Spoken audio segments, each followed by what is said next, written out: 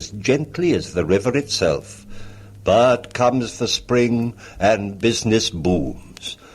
Long lines of pilgrims pay their shillings to see the house where Shakespeare was born, his mother's girlhood cottage, the property he bought when he returned as the local ne'er-do-well who had made good. Stratford-on-Avon is now, second only to London, the chief dollar-making tourist haunt in Britain.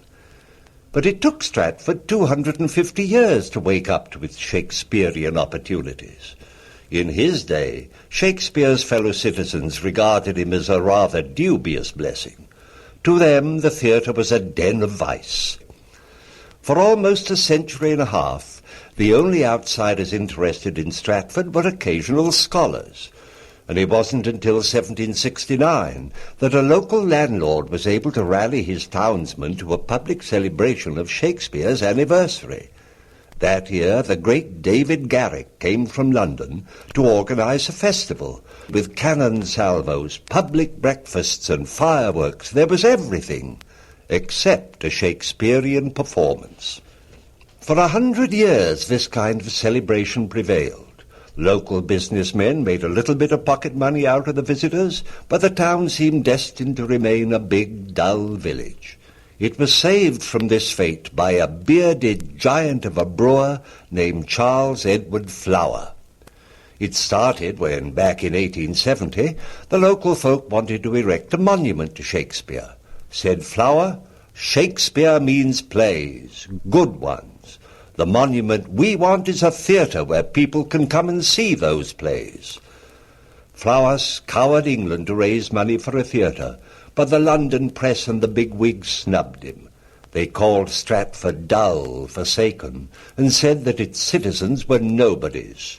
Flower roared back, "We've waited nearly 300 years for the somebodies to do something.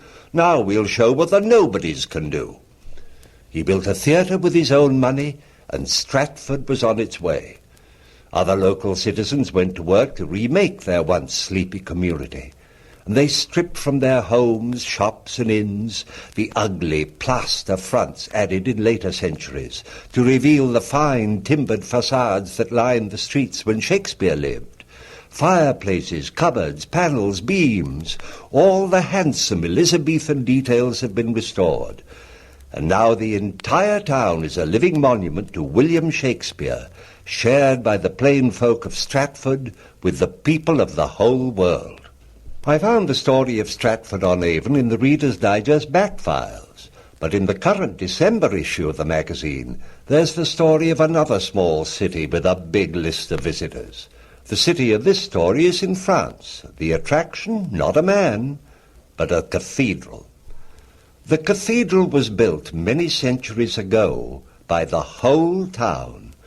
Men and women pitted the slight strength of their bodies against the heartless weight of stone to bring heavy limestone blocks from the quarries 7 miles away into the town. Stone by stone, year by year, the church rose. The style in which it grew was new then. The soaring style of the pointed arch and the flying buttress which today we call Gothic, and the town, Chartres. The whole story of the miracle of Chartres, the building of the Christmas story in stone, appears in the December issue of the Reader's Digest. I'll be joining you soon again with more transcribed stories, but until next time, this is Boris Karloff saying goodbye.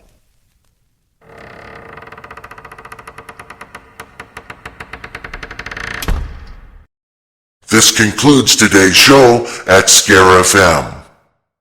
If you are thinking of advertising with Scare FM, please go to scarefm.com for more information.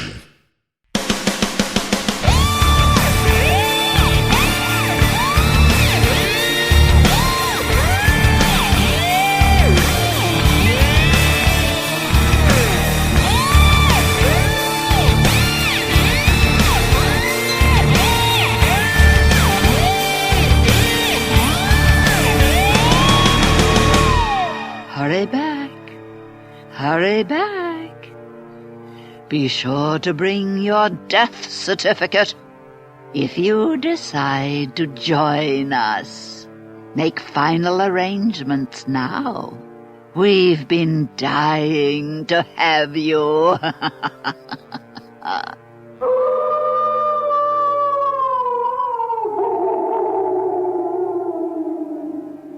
ScareFM.com. ScareFM.com. ScareFM.com. ScareFM.com.